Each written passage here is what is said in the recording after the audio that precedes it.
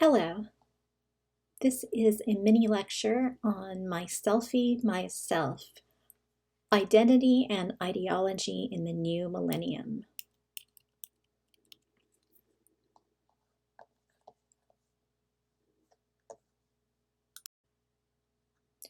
Who are you? We think our identity is under our control, but many factors shape who we are. Social class, race, gender, sexual orientation, family, religion, education, popular culture, etc. Popular culture shows us how to behave, shapes us as consumers, and influences the entertainment we enjoy and the products we consume. Gender codes. A gender code is a culturally constructed system that prescribes appropriate roles and behaviors for men and women in society. For example, pink is for girls, blue is for boys. Girls play with dolls, boys play with trucks. Women are passive, men are aggressive. Women take care of the children, men go to work, and so on. These are all examples of gender codes. Some believe that transgender people challenge gender codes with the notion that identity can be chosen instead of received.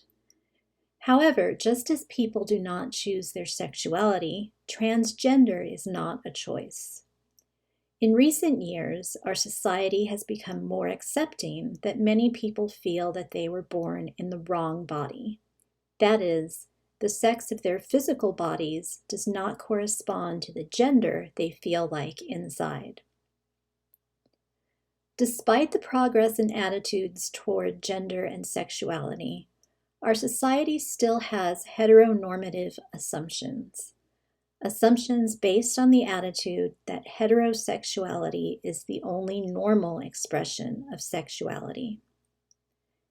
We see traditional gender codes clearly at work in gendered products that are marketed specifically to males and females. As a thinking exercise, you might pause the video and on a scratch sheet of paper, write for a few minutes responding to any or all of these questions. What gender norms were you taught by your family or the media, either overtly or implicitly? Have you ever had any conflicts with your parents or other family members over natural gender roles? If so, how did you resolve them? Do you think your gender-related expectations today are the same as those you had when you were a child? Post-feminist or third wave. Feminism in America began after women received the right to vote and began to fight for and receive other rights. Post-feminism relates to the time period following widespread advocacy and acceptance of feminism. Third wave feminism relates to women's confident display of sexuality. The third wave feminist argues that being proud of her body and using it to get what she wants is part of women's empowerment and a valid identity choice. It is not seen as degrading. Moving on to the space for race. According to pbs.org, race refers to a person's biology and common ancestry. It is not chosen, but rather socially imposed on us by others. Ethnicity refers to a person's culture and relates to language, customs, etc. We choose the ethnicities with which we identify. After the election of America's first Black president, there was a widespread but premature feeling that America was in a post-racial condition in which race no longer matters. However, one indication that race still matters is the Black Lives Matter movement that came about in the wake of a series of police shootings of Black men and women. The racial inequality in the entertainment industry has been protested since 2016 with the hashtag #OscarsSoWhite movement. Increasing numbers of Americans are identifying themselves as being of mixed race. Therefore, we see that, similar to traditional gender codes, traditional racial categories are in flux. Demographers predict that by the middle of the 21st century, America will no longer have any racial or ethnic majority population. This will effectively render the term minority obsolete when referring to race. The Great Divide. Social class shapes identity, but its profound influence is often denied. The mythology of the American dream tells us that we can move upward socially, so it is difficult for us to recognize the role that social class plays in our lives.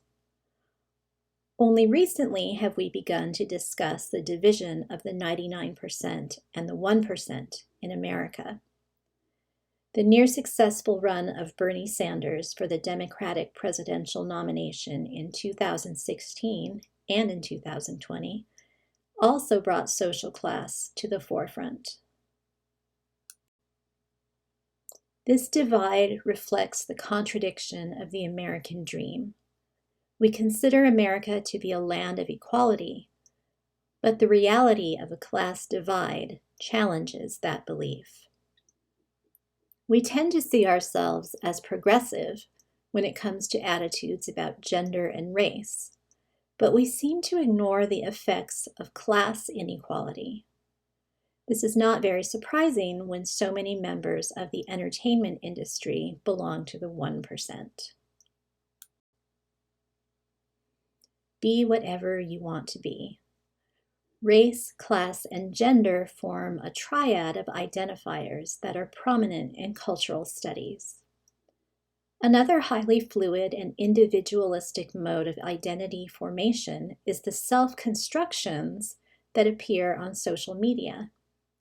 We craft an identity that we then self-promote. On the internet, we can be whatever we want to be, or even disguise who we are with non-identity. The supermarket of IDs. In the early days of the internet, people set up their own websites. Now we build our social networking identity upon mass-produced social media platforms. Social media sites offer ease and convenience in exchange for our life details. In this way, identity has become a commodity. We cling to the mythology of individualism, but consumerism is taking that away. Thank you.